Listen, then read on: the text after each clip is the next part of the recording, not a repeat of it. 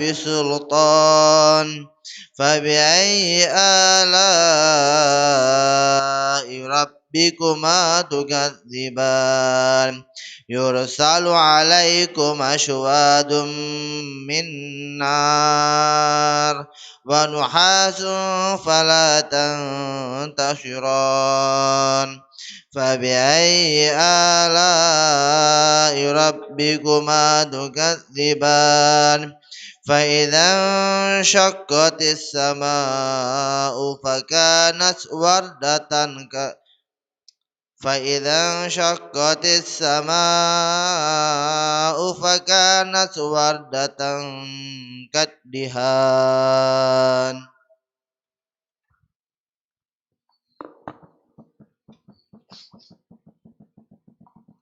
فبأي آلاء ربكما تكذبان فيومئذ لا يسأل عن ذنبه إنس ولا جان فبأي آلاء ربكما تكذبان. Kalau dia wakaf di itu tekan yo tetap walajan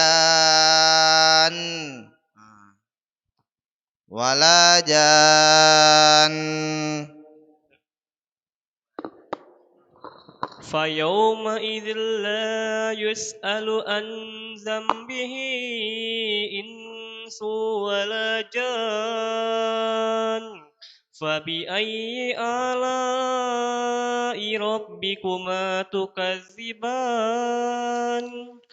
يعرف المجرمون بسيماهم فيؤخذ بالنواسي والأقدام فبأي آلاء ربكما تكذبان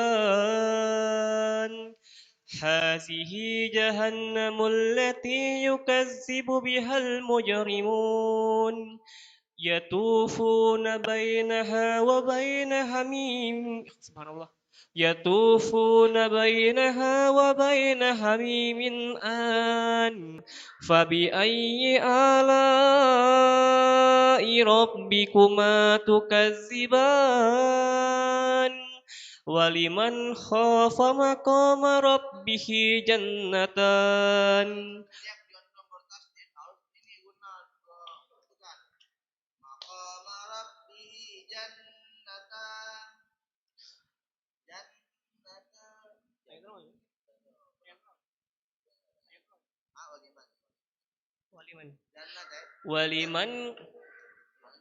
ولمن خاف مقام ربه جنتان فبأي آلاء ربكما تكذبان ذواتا أفنان فبأي آلاء ربكما تكذبان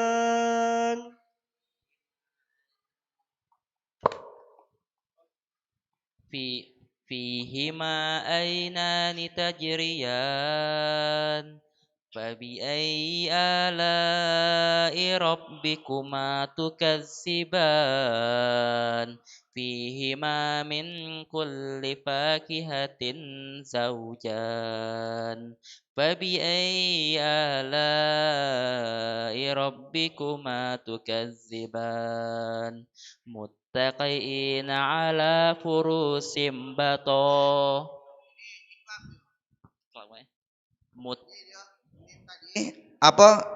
shin tadi jadi mim furushim bata furusim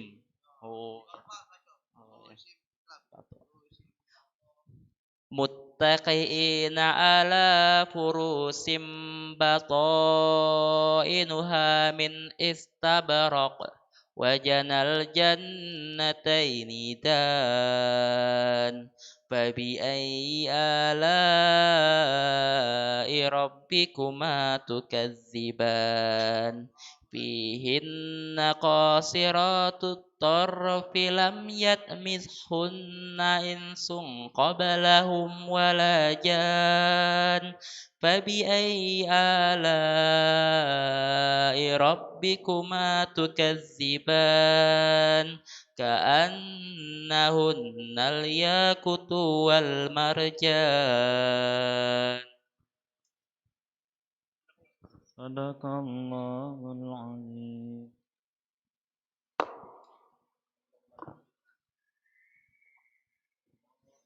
اللهم ارحمنا بالقرآن واجعله لنا إماما ونورا وهدى ورحمة اللهم ارزقنا منهم نسينا وعلمنا منهم ما جهلنا وارزقنا تلاوته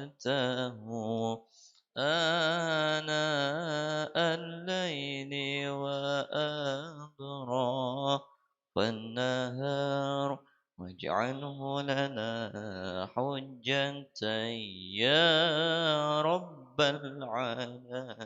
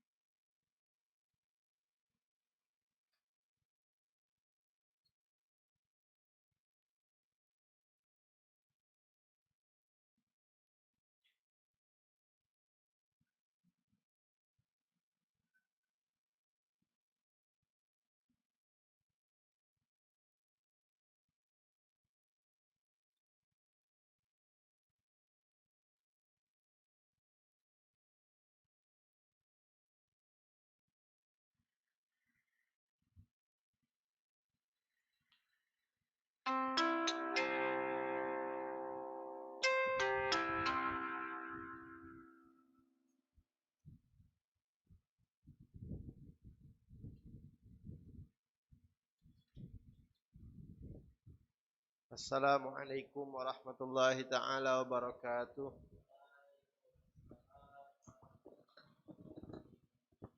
Alhamdulillah, alhamdulillahirabbil alamin wa bihi nasta'inu ala umurid dunya waddin. Wa sallallahu wa sallama ala asyrafil anbiya'i wal mursalin wa ala alihi wa sahbihi ajma'in. Rabbi syrah li sadri wa yassir li amri wa hlul 'uqdatam min lisani yafqahu qawli. Alhamdulillah, segala puji bagi Allah Subhanahu wa taala yang telah melimpahkan kepada kita nikmat-nikmatnya, nikmat Islam, nikmat iman, nikmat sehat wal afiat, sehingga kita dapat berkumpul pada pagi hari ini untuk mempelajari daripada syariat yang dibawa oleh baginda Nabi Muhammad sallallahu alaihi wasallam. Salawat serta salam tak lupa kita haturkan untuk junjungan Nabi besar kita Nabi Muhammad sallallahu alaihi wasallam serta keluarganya, sahabatnya dan para pengikutnya hingga hari kiamat kelak. Mudah-mudahan dengan pembacaan salawat ini Allah Subhanahu wa taala menambahkan kecintaan kita kepada Nabi Muhammad sallallahu alaihi wasallam, dan mudah-mudahan dengan pembacaan salawat ini kita mendapatkan syafaat beliau Nabi Muhammad sallallahu alaihi wasallam. Amin amin ya rabbal alamin. Ma'asyiral hadirin rahimakumullah. Melanjutkan daripada pelajaran yang kemarin tentang kita bahas tentang masalah at-taharah, tentang masalah air yang suci, mengenal air yang suci, air yang suci, air apa baik yang suci dan air apa baik yang bisa untuk mensucikan, untuk wudu atau untuk mandi junub atau untuk membuang najis. Kemarin sudah kita bagi bahwa air tersebut terbagi menjadi 4. Yang pertama suci,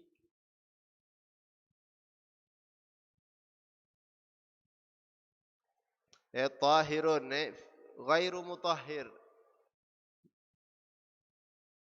Yang pertama kemarin suci,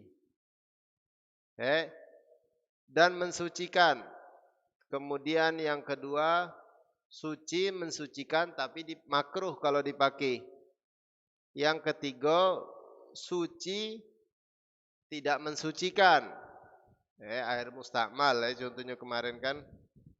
Kemudian yang keempat maun najis, air yang terkena najis. Ini air tidak suci dan tidak bisa untuk bersuci. Sekarang kita lanjut tentang masalah fi dzikri syai'in minal a'yan al-mutanajjisah wa ma yatuhuru minha bittibaghi wa ma la yatuhur. Sekarang pembahasan tentang masalah apa bae benda-benda najis. Terus apa bae sesuatu yang bisa disucikan dengan cara samak, dan apa bae yang tidak bisa disucikan dengan cara samak. Yang pertama kali wajuludul maitah kulluha tathuru bittibag. Wajuludul maitah tathuru bittibag. Kulit bangkai. Jadi kulitnya bangkai itu bisa suci kalau seandainya disamak. Samak itu digunakan pakai sesuatu yang bisa menghilangkan bau daripada dari bangkai tersebut, bau kulit. Nah, kulit ini kan bau. Kalau setelah disamak itu ya wong jagalan biasanya lebih paham masalah samak ini.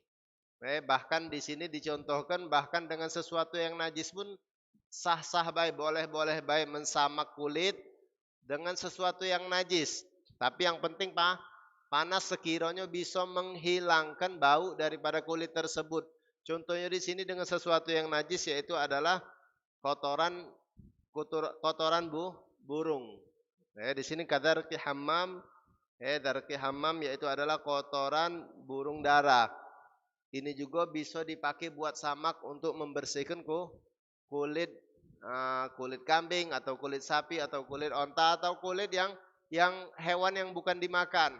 Seperti kulit apa yang biasa dibuat uang, kadang-kadang dijadikan uang sepatu, kadang-kadang dijadikan uang dompet, jaket kadang-kadang. Nah, kulit-kulit ini kadang-kadang bahkan dari hewan yang tidak boleh dimakan. Tapi setelah disamak, maka kulit itu jadi suci dia. Jadi setiap kulit apa baik, kulit hewan, apa baik itu bisa disucikan dengan cara disamak. Bisa disucikan dengan cara disamak. Makanya kadang-kadang ada wong jual jaket, bahannya dari kulit macan misalnya. Kulit singo atau kulit apa padahal macan dan singo ini tidak boleh dimakan. Tapi kadang-kadang dibuat oleh orang-orang jadikan wong jaket. Itu boleh tak? Kalau seandainya disamak dengan cara sesuai syariat, maka boleh-boleh baik. Terus jaket tersebut jadi suci. Kulit yang disamak ini jadi suci walaupun dia dari hewan yang tidak dimakan. Atau dari hewan yang dimakan tapi matinya bukan dengan cara syariat, bukan disembelih dengan cara syariat. Misalnya mati ditabrak mobil, ini kambing misalnya. Mati ditabrak oleh kambing. Kalau dibuang, galo-galonya sayang, kita manfaatkan kulitnya, dagingnya tidak pacak kita manfaatkan buat makan. Ya karena dia matinya tadi gara-gara yang ditabrak oleh mobil. Jadi dagingnya tidak pacak dimakan, tapi kulitnya masih bisa kita manfaatkan ya dengan cara disamak tadi. Setelah disamak maka kulit ini akan menjadi suci. Kemudian bisa kita manfaatkan buat apalah, kulit banyak manfaatnya. Kecuali ada satu kulit, ada dua kulit, tidak bisa kita samak. Walaupun disamak dia tetap najis. Di sini disebutkan illa jildal kalbi wal khinziri wa ma tawallada minhuma aw min ahadihima. Kecuali kulit anjing atau kulit babi. Atau yang hasil peranakan dari antara mereka berdua atau salah satu di antara antara babi sama anjing ini misalnya. Babi sama anjing kawin terus punya anak. Anaknya juga itu namanya kulitnya tidak bisa disamak. Atau peranakan antara anjing sama hewan lain. Anjing kawin sama kambing misalnya, punya anak. Nah, anaknya ini juga itu jadi hukumnya najis, kulitnya tidak bisa disamak. Tidak boleh disamak. Hukumnya seperti kulit anjing. Jadi peranakan antara babi sama anjing atau babi sama hewan lain atau anjing sama hewan lain itu hukumnya seperti diotula. Seperti diotula maksudnya najis, kulitnya tidak bisa disamak. Walaupun anaknya misalnya bentuk kambing misalnya. Anaknya bentuk kambing, anjing sama kambing kawin, keluar kambing metunya. Tetap dia dihukumkan najis. Ini kulit tidak bisa dibuat samak, apalagi dagingnya jelas tidak boleh dimakan. Kulitnya baik tidak pacak disamak itu tidak bisa. Kita manfaatkan kulitnya buat baju, buat jaket, buat dompet, buat tali pinggang misalnya tidak bisa lagi dia. Jadi kulit bangkai itu bisa suci dengan cara disamak kecuali kulit anjing dan babi atau hasil daripada peranakan dari antara babi sama anjing ini sama baik hukumnya seperti diotulah. Illa jildal kalbi wal khinziri wa ma tawallada minhuma aw min ahadihima. Wa 'azmul maitah wa sya'riha wa 'azmul maitah wa sya'ruha najisun. Tulang daripada bangkai dan rambutnya itu hukumnya najis. Tulang bangkai. Jadi ada hewan ayam misalnya mati dia bukan cara disembelih dengan cara syariat misalnya. Ya imma dia ketabrak mobil, motor atau dia disembelih tapi sembelihannya bukan sesuai syariat. Maka itu ayam najis. Bahkan tulangnya baik kalau seandainya tulang kita kantong di salat. Itu najis, tidak boleh dibawa salat. Tulangnya baik tetap najis. Soalnya dia mati bukan dengan cara syariat. Maka najis tulangnya. Terus apa lagi? Wa sya'ruha. Bulunya juga. Bulunya juga najis. Kalau seandainya hewan tersebut mati bukan dengan cara syariat atau hewan tersebut emang bukan hewan yang dimakan. Ya walaupun disembelih dengan cara syariat tetap tidak boleh dimakan. Anjing disembelih dengan cara syariat. Anjing disembelih dengan cara syariat. Tetap bulunya najis, tulangnya najis. Apalah terserah. Contohnya hewan yang tidak boleh dimakan, kucing. Kucing ada orang sembelihnya kucing misalnya. Tulangnya najis. Walaupun disembelih dengan cara syariat, yaitu gara-garanya ngapo? Kucing ini bukan hewan yang boleh dimakan, maka najis dia.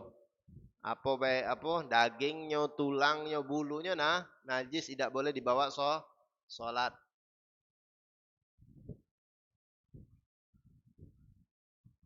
Kemudian jadi tulang tadi najis, kemudian rambut itu najis juga. Tulang daripada maitah itu bangkai. Wa sya'ruha, rambut atau bulu daripada bangkai itu hukumnya najis juga kecuali illal adami, kecuali bani Adam, manusia. Jadi manusia ini kalau meninggal itu tidak ada najis. Badannya kalau kita sentuh Najis tak tangan kita? Tidak. Bulunya misalnya rambutnya ada kepotong, dikantongi sama uang, tidak najis. Jadi kecuali Bani Adam. Bani Adam itu bangkainya tidak najis. Bangkai hewan-hewan itu najis bangkainya. Itu najis kecuali bangkai Adami. Bani Adam itu tidak najis, boleh disentuh. Bahkan kita menyentuhnya tidak perlu kita cuci tangan kita untuk misalnya kita nak melakukan sholat. Oh, aku tadi nyekel mayit misalnya. Tidak masalah, tidak najis. Jadi Bani Adam ini meninggalnya tidak najis. Makanya salah satu kemuliaan daripada Bani Adam yaitu adalah maitahnya, bangkainya tidak najis. Sebagaimana yang difirmankan oleh Allah, walaqad karramna bani Adam. Kami telah muliakan Bani Adam. Dengan apa? Sebagian ulama mengatakan dengan tidak dinajiskan maitahnya. Ini Bani Adam ketimbang hewan-hewan atau makhluk-makhluk Allah yang selain manusia, binatang maksudnya, itu ketika meninggal najis. Ketika mati dia najis. Ai fa inna sya'rahu tahirun kamaitatihi. Jadi rambutnya Bani Adam itu suci sebagaimana bangkainya Bani Adam itu suci.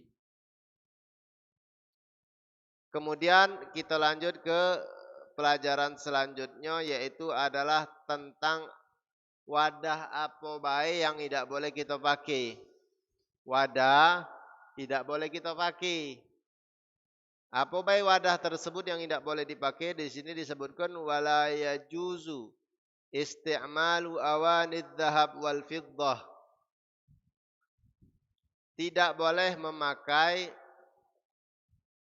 wadah yang terbuat daripada emas atau perak. Tidak boleh pakai barang wadah terbuat daripada emas atau perak. Sendok dari emas atau dari perak boleh tak dipakai? Tidak boleh. Atau gelas, cangkir terbuat dari perak, terbuat dari emas, tidak boleh dipakai. Jadi haram hukumnya pakai cangkir, pakai piring, pakai sendok atau pakaian apalah kalau seandainya terbuat daripada emas atau perak, haram hukumnya. Dia haramkan kita untuk memakainya, maka diharamkan juga pastinya bagi orang yang membuatnya. Tidak boleh buat cangkir dari emas, buat sendok dari emas. Yang membuatnya ini berdosa juga. Yang maki haram, yang membuat juga haram.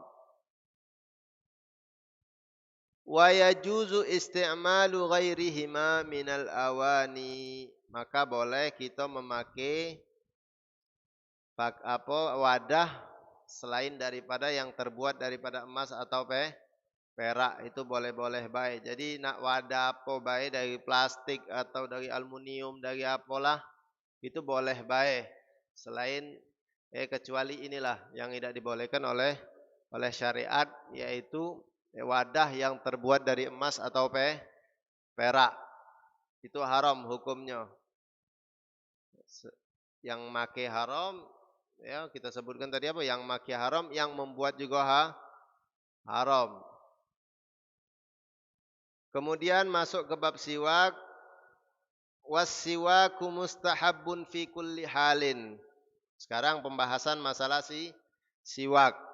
Siwak ini hukumnya sunnah. Kapan baik kalau kita nak makainya itu sunnah. Sekarang pakai siwak hukumnya apa? Sunnah. Padahal kita tidak nak solat atau tidak nak maca Al-Quran, pakai baik iseng. Sunnah ada hukumnya sunnah. Jadi pakai siwak ini fi kulli halin itu sunnah. Kapan baik kita nak makainya itu disunnahkan. Illa ba'da zawal lis-shaim, kecuali setelah masuknya waktu zuhur bagi orang yang berpuasa. Jadi kalau orang yang puasa setelah azan zuhur maka tidak disunnahkan lagi untuk pakai siwak. tidak disunahkan lagi dia untuk pakai siwak, baik itu puasanya sunnah atau puasa wajib.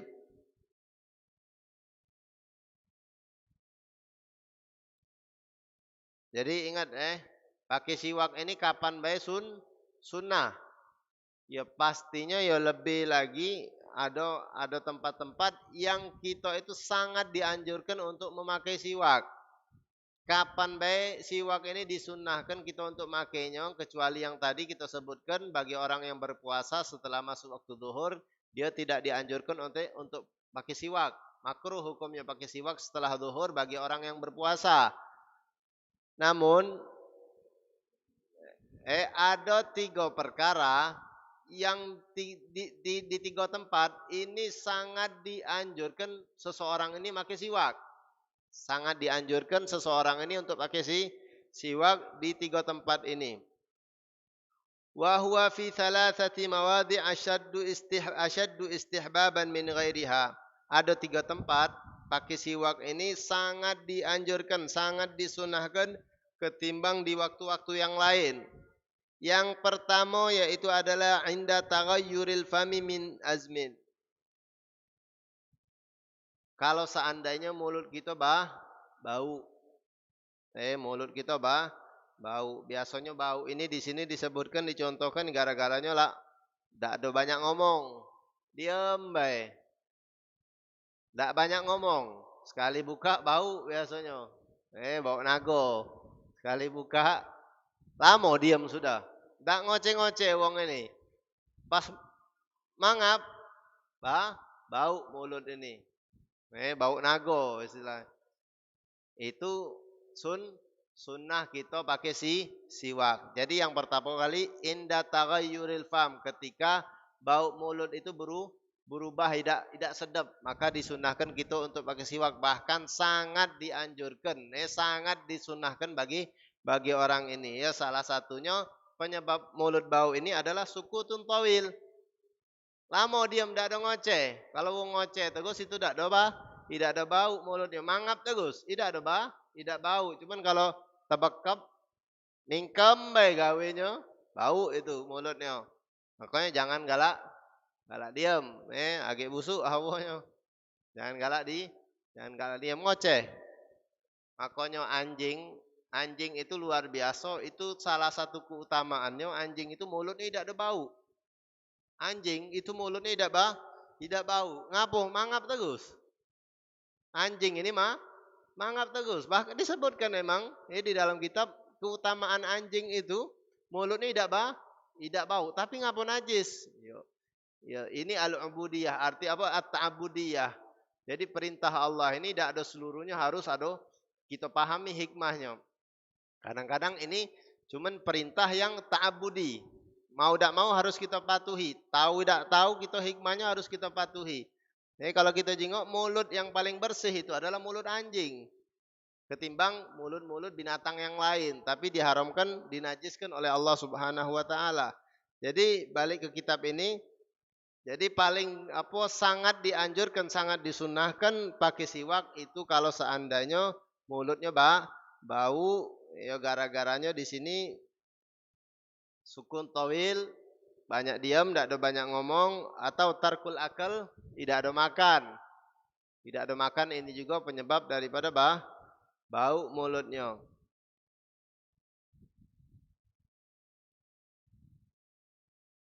Atau gara-gara lain. Gara-gara lain, sebab lain, ya gara-garanya makan sesuatu yang bau. Makan bawang, bau mulut, maka disunahkan pakai siwak. Atau makan jengkol, makan peti, itu bikin bau. Atau makan apalah yang sekiranya bikin mulut kita ini jadi bau, maka kita sangat disunahkan untuk pakai siwak. Kemudian yang kedua, jadi pakai siwak tadi ingatkan, perhatikan bukan pas ini yang disunahkan, tidak. Kapan pakai siwak sunnah, tapi yang 3 tempat ini kakek bakal kita baca baru 1 itu sangat disunahkan Tadi yang pertama inda taghayyuril fam, ketika bau mulut kita berubah. Kemudian yang kedua indal qiyam minan naum, bangun tidur. Bangun tidur itu sangat disunnahkan untuk pakai siwak. Jarang orang yang melakukan sunnah ini. Makanya mudah-mudahan kita baca melakukan setelah kita mengetahui ini sunnah, kita lakukan ini sunnah. Setelah kita mengetahui, jangan kita sampai tidak pernah melakukan yang sama sekali. Jadi apa yang pernah kita dengar, oh ini sunnah, lakukan baik. Walaupun sekali kita lakukan. Tapi kalau baca sering kita melakukannya walaupun sekali, agar di akhirat kaget kita tidak ditanya. Pernah aku lakui. Kau tahu sunnah ini, kenapa kau tidak lakui? Kalau tidak pernah nian sama sekali, apa dia nak kita jawab sama Allah Subhanahu Wa Taala ketika kita ditanya.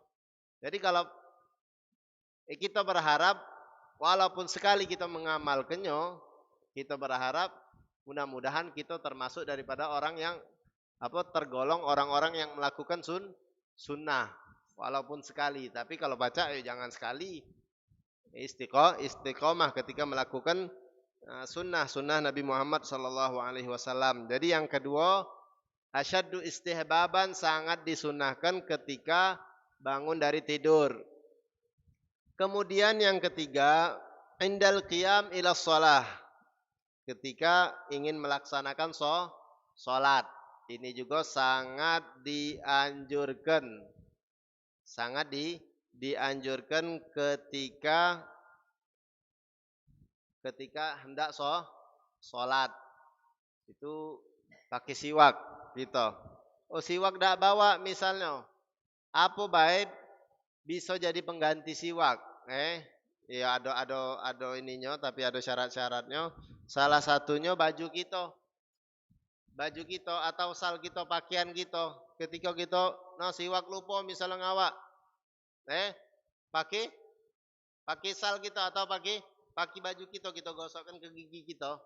Itu pengganti daripada siwak, itu hukumnya sunnah. Jadi paling afdol, paling utamanya siwak itu dari kayu siwak itu yang paling afdol. Siwak ini menggosok gigi, artinya intinya menggosok gigi ketika kita nak melaksanakan salat atau tempat-tempat yang tadi kita baca. Itu sunnahnya pakai kayu siwak, kayu arok, namanya kayu arok, kayu siwak itu.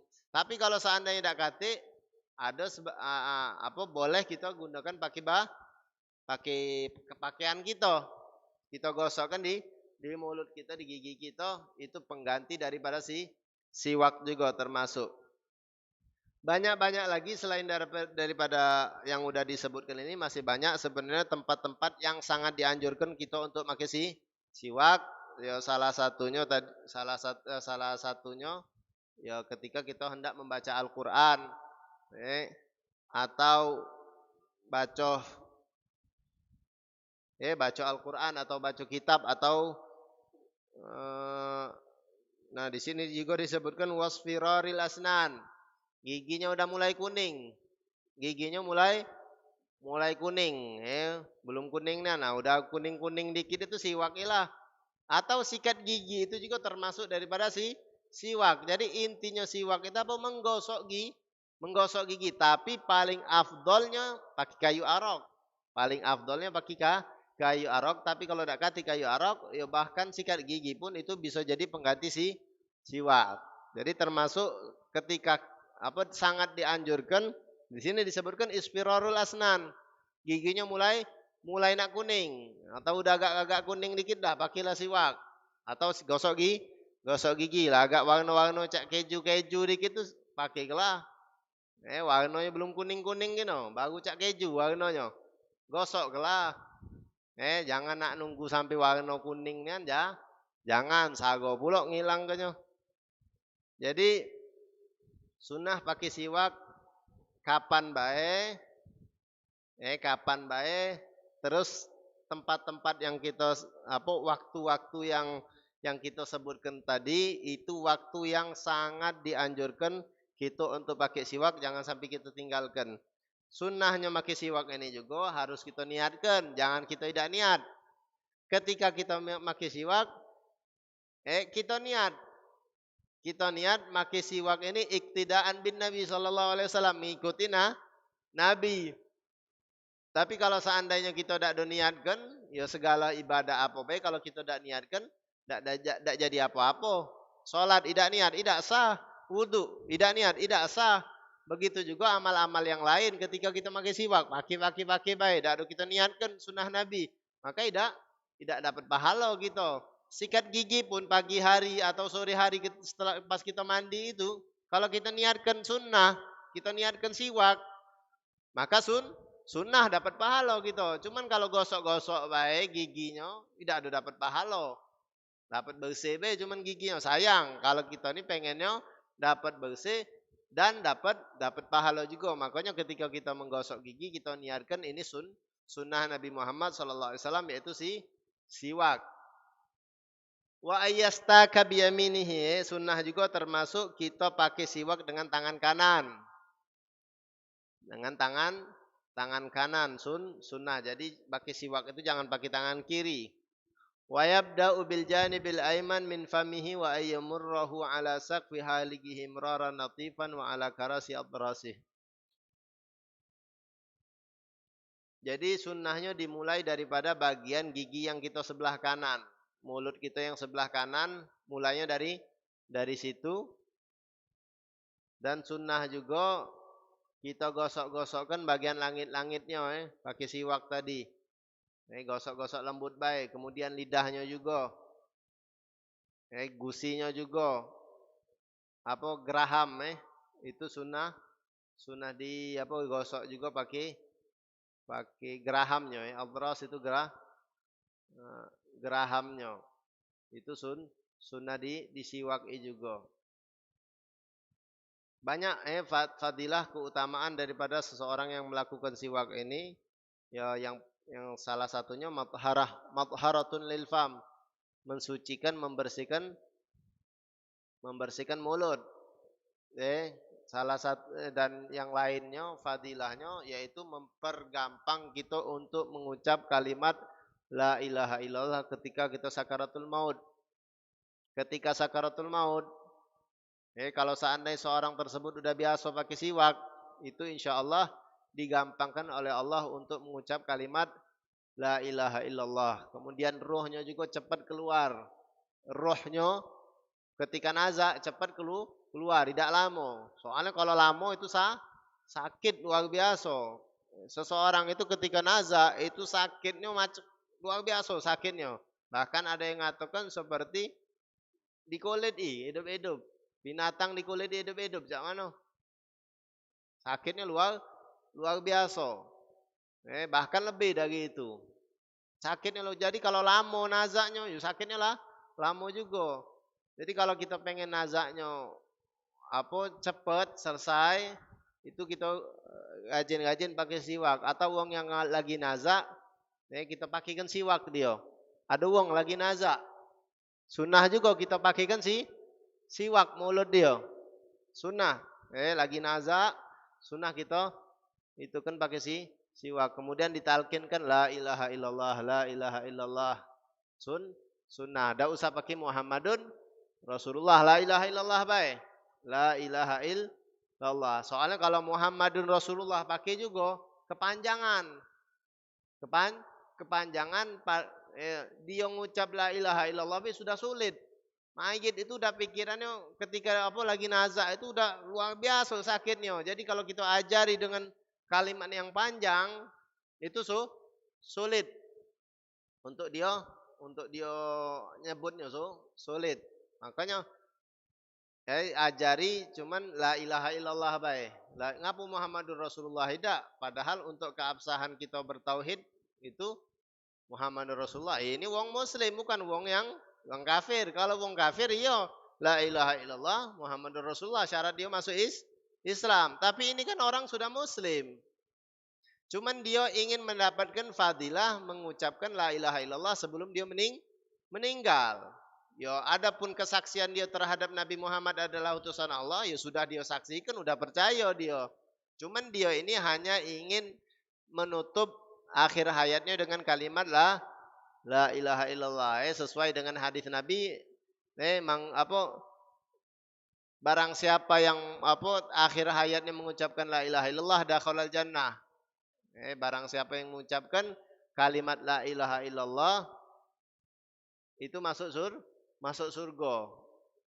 Jadi kalau kita ajari Muhammadur Rasulullah atau kita sebut ucap la ilaha illallah, ngucap la ilaha illallah, enggak usah juga, enggak usah pakai ngucap, langsung baik kita pakai yang orang yang lagi sakaratul maut ini kita dekati. Sebut dia langsung la ilaha illallah. Agak dia mulutnya kadang-kadang goyang-goyang dia. Dia berusaha untuk ngikuti yang kita ucapkan. La ilaha illallah. Enggak usah kita ribut. Ucapkan kita ngomong. Enggak usah. Itu ngerepot dia, sago.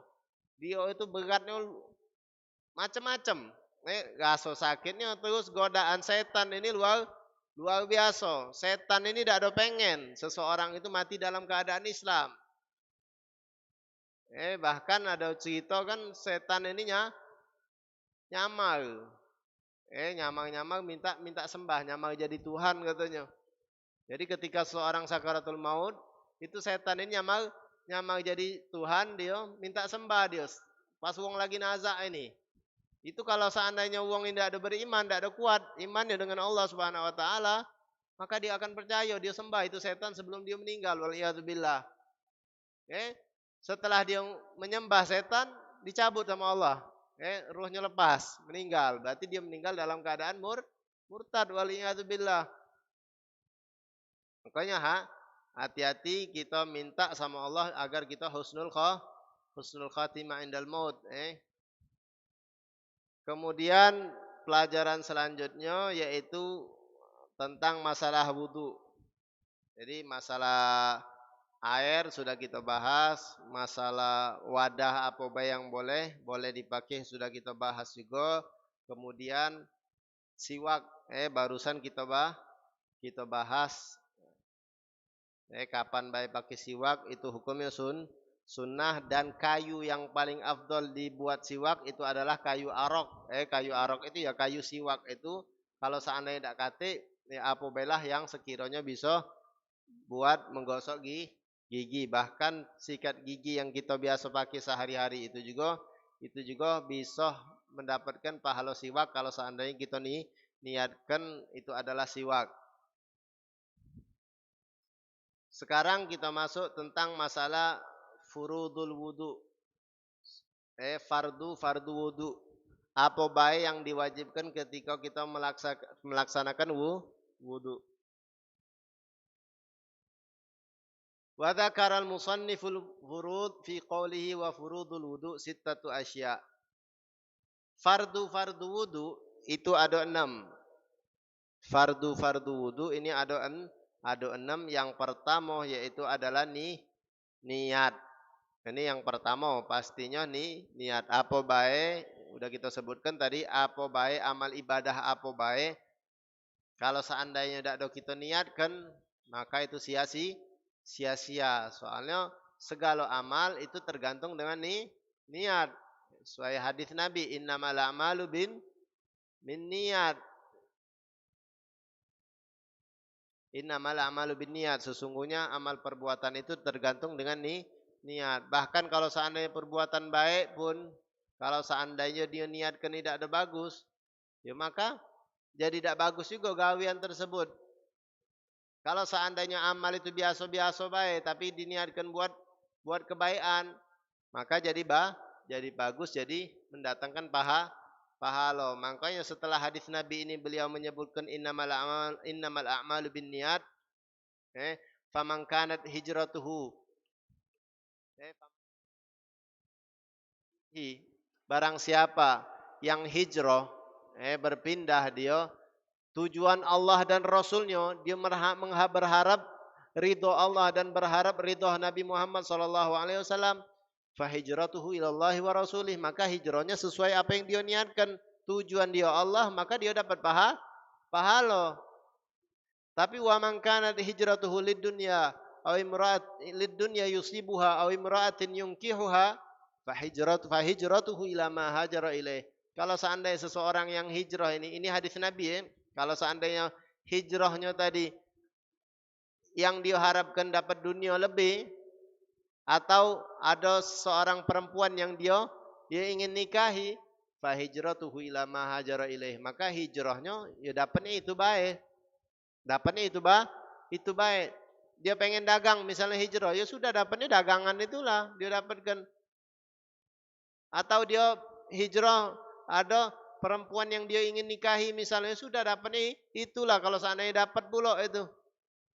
Tapi kalau seandainya hijrahnya tadi berharap ridho Allah, berharap ridho Nabi Muhammad SAW, maka hijrahnya itu akan bernilai pahala di sisi Allah Subhanahu wa taala. Jadi yang pertama, furudun niyah, fardu kewajiban kita ketika berwudu, yang pertama yaitu adalah an-niyah. Apa itu niat? Niat itu adalah qasdu syai' muqtarinan bi fi'lihi. Bertujuan sesuatu yang berbarengan dengan perbuatan tersebut. Kita bertujuan, nah tujuan ini kita barengkan ketika kita melaksanakan perkara tersebut. Fa in tarakha anhu summiya azman wa takunun niyah. Kalau tidak ada berbarengan, itu namanya azam. Kalau istilah bahasa Arab itu namanya azam, tidak ada berbarengan. Keinginan dulu, kemudian baru melakukan. Keinginan dahulu, kemudian kita baru melakukan. Itu namanya azam. Kalau bahasa Arabnya dibedakan. Kalau niat itu berbarengan.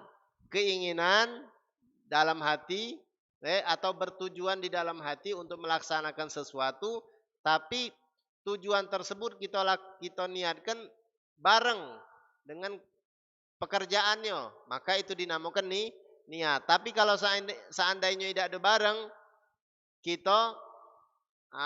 kita bertujuan dulu, agak malam misalnya aku nak sholat maghrib di Masjid Agung misalnya. Nah itu kan qasdus syai' juga itu termasuk, tapi tidak berbarengan dengan melakukan pekerjaan tersebut, maka itu disebut namanya azam.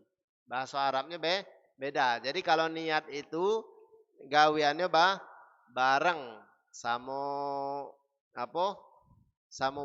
niatnya bareng, tujuannya bareng sama ketika dia mengerjakan. Tapi kalau seandainya belum pekerjaannya tadi belum dilakukan, cuman sudah ada hatinya, sudah ada tujuan untuk melakukannya, itu namanya azam. Malam ini aku nak tahajud, niat bukan itu. Ya kalau bahasa kita niat, tapi kalau bahasa Arab itu bukan dinamakan niat, itu adalah azam, baru cuman keinginan baik. Jadi niat ini bertujuan sesuatu yang berbarengan dengan pekerjaannya. Inda ghaslil wajih, ketika seseorang itu membasuh muka. Jadi awal pertama kali niat itu di mana? Ketika kita membasuh muka. Pas air tadi menyentuh daripada bagian wajah kita, juz'un minal wajah, disitulah kita niat. Bukan sebelumnya dan bukan sesudahnya, bukan. Tapi ketika awal nyentuh, disitulah kita niat. Nawaitu thaharata lis-shalah, atau nawaitul wudu'a lis-shalah. Atau niat-niat yang lain lah. Nawaitu thaharata li raf'il hadatsil asghar lillahi ta'ala. Atau nak singkatnya yang biasa dipakai sama orang-orang, nawaitu thaharata lis-shalah, atau nawaitul wudu' lis-shalah. Aku niat wudu ini untuk melaksanakan salat. Yang kedua, ghaslu jami'il wajh. Mencuci seluruh wajah. Mencuci seluruh wajah. Wajah ini, ukuran wajah ini dari mana ke mana baik? Kalau panjangnya wajah itu baina manabiti sya'rir ra's ghaliban wa akhirul lihyain. Jadi ujung rambut kita tumbuh, tempat rambut tumbuh ini, itu ukuran wajah, dari sini sampai tulang tempat tumbuhnya jenggot ini nah, dagu gitu ini nah.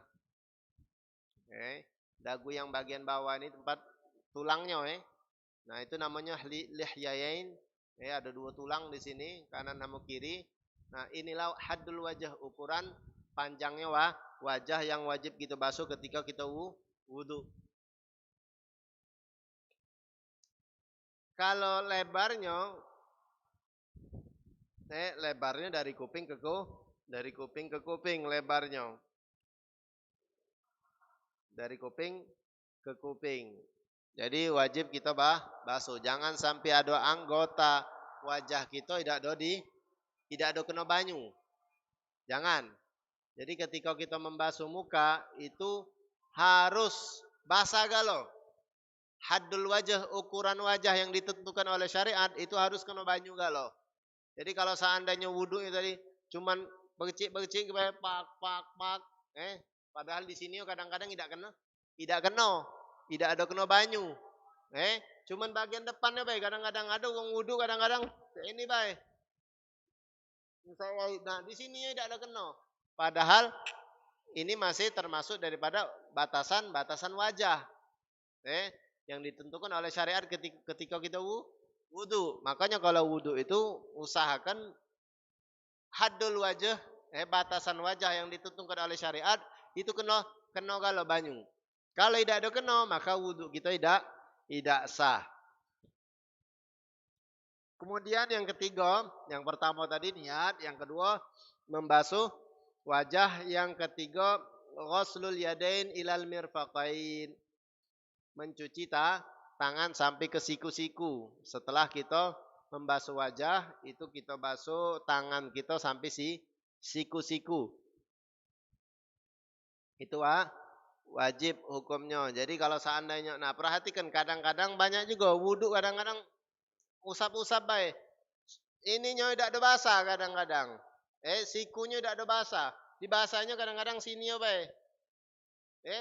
Ini baik paling ngusap-ngusap. Tapi kalau diperhatikan sikunya kadang-kadang kering, tidak ada kena banyu. Nah, ini juga penyebab wudu kita tidak sah.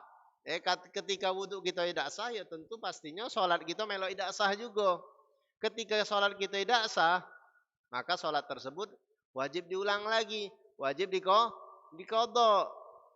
Kalau seandainya wudu kita tidak sah, sholat kita tidak sah, tidak sesuai dengan syariat, banyak nian jadi qadha kita. Makanya kita harus pahami tentang masalah wudunya ya, cak mana yang cara yang sesuai dengan syariat, sholat kita sesuai dengan syariat. Jadi tidak kati tuntutan kita untuk mengqadainya ketika kita melaksanakan pasti sah, soalnya sesuai dengan rukun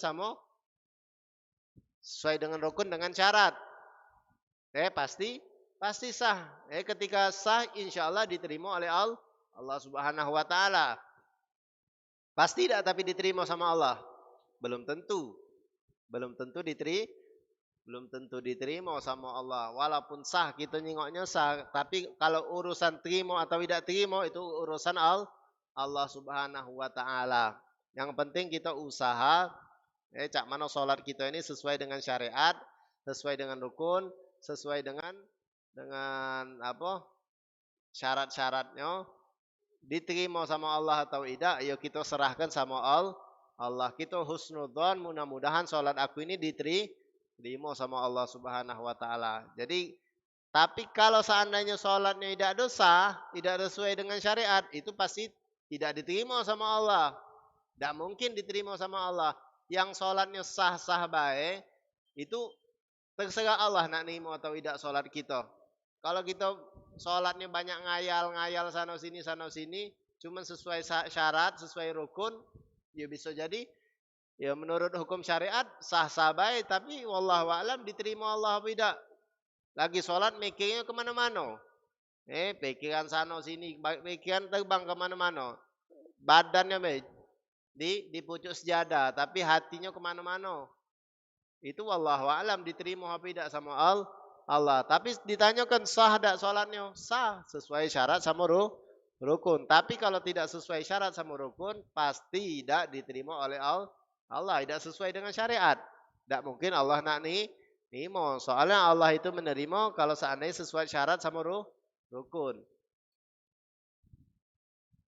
Kemudian dari tangan sampai siku-siku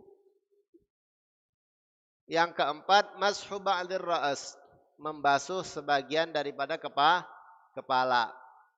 Sunnah. Wajib. Wajib ini hukumnya, bukan sunnah. Wajib membasuh daripada sebagian kepala. Kepala itu apa? Tempat tumbuhnya rambut. Tempat tumbuhnya rambut.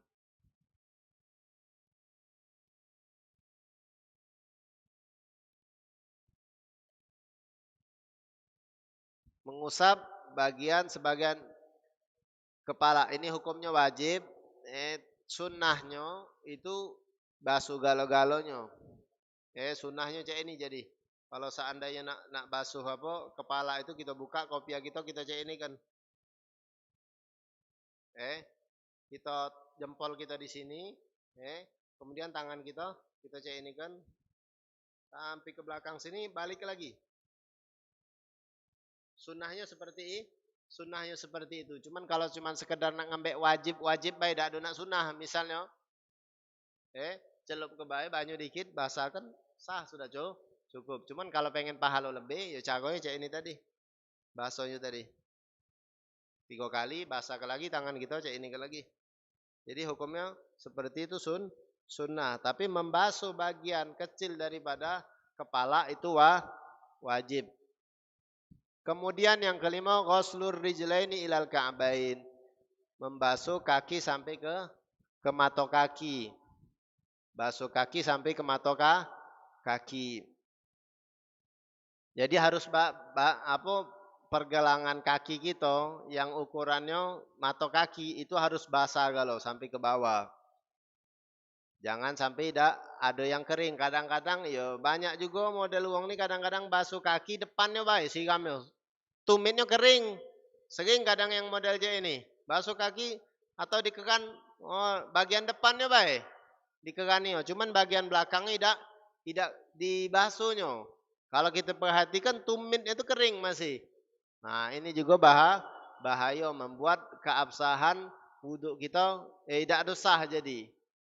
Salat kita ya pastinya tidak sah juga ketika wudhu kita tidak sah. Jadi perhatikanlah kewajiban wudhu ini karena dia berkaitan dengan keabsahan salat kita. Kemudian selanjutnya adalah tartib alama dzakarna. Sesuai urutan yang kita sebut tadi. Jadi yang pertama kali basuh kaki, habisnya basuh tangan, habisnya basuh kepala, habisnya basuh kaki. Kalau seandainya dibaliknya, basuh kaki dulu, habisnya basuh kepala, diputarnya kebaliknya, tidak sah. Jadi rukun yang terakhir itu adalah tertib. Tertib itu apa? Sesuai urutan wudhunya. Basuh kaki dulu, habisnya tangan. Kalau seandainya yang langka, habis basuh kaki langsung kepala misalnya, maka kepala yang diusap ini tidak sah. Wajib dia basuh tangan dulu. Setelah dia basuh tangan, aku tadi sudah basuh kepala. Tidak, aku ulang lagi. Jadi syaratnya itu harus tertib sesuai urutan yang kita baca tadi. Jadi perhatikan kalau wudhu itu sunnahnya juga wajib bukan sunnah itu dilebihkan daripada batasan-batasannya. Ini wajib. Jadi misalnya batas wajah itu misalnya panjangnya kita baca tadi dari manabitus sya'ar, tempat tumbuhnya rambut sampai tempat tulang yang tumbuhnya jenggot ini. Nah, itu wajib kita lebih ke sedikit. Mimbab la yatimul wajib illa bihi fahuwa wajib. Kalau seandainya sempurna itu tidak ada bisa. Kecuali dengan melakukan sesuatu maka perbuatan tersebut akan menjadi wajib juga. Wajib juga. Kita tidak bisa sempurna membasuh wajah ini batasannya kecuali kita lebih sedikit. Nah, makanya melebihi sedikit ini hukumnya wajib. Seperti orang menutup aurat. Menutup aurat itu antara pusar sama lutut. Tapi wajibnya harus dilebih ke sedikit. Tidak ada pas-pasannya, tidak. Lebih ke sedikit. Soalnya ngapa? Tidak baca kita nak pas-pasannya itu tidak baca. Kalau kita pengen sempurna, mau tidak mau kita lebih ke sedikit sempurna. Jadi wajib melebihi sedikit tadi juga. Atau misalnya membasuh tangan ini sampai siku-siku. Sampai siku-siku. Cuman kalau seandainya pas-pasannya sampai siku-siku, itu tidak sah. Tapi harus dilebihi sedikit. Lebihi sedikit agar apa? Karena tidak bisa kita melakukan basuh ini sempurna kecuali dengan melebihi sedikit. Lutut, tidak pacak kita ngatakan lutut dari jari sampai lutut kena galup, mau tidak mau pasti ada yang lebih sedikit baru kita yakin ini terbasuh galup. Cuman kalau pas-pasan itu tidak bisa sempurna. Jadi ini ada kaidah fikih mimbab la yatimul wajib illa bihi fahuwa wajib. Kalau seandainya kewajiban tersebut tidak bisa sempurna kecuali dengan melakukan itu, maka melakukan hal tersebut akan menjadi wajib. Contohnya kita nak menyempurnakan wajah pas-pasannya itu tidak pacak harus lebih dikit, maka melebihi dikit tadi hukumnya jadi wajib. Jadi mungkin sampai sini dulu pelajaran kita pada pagi hari ini. Mudah-mudahan apa yang kita pelajarkan bermanfaat buat kita sehingga wudhu kita sah. Ketika wudhu kita sah, maka sholat kita juga sah dan kita berharap amal ibadah kita akan diterima oleh Allah Subhanahu wa taala. Hadza ma aqulu lakum wal afu minkum. Wassalamualaikum warahmatullahi taala wabarakatuh.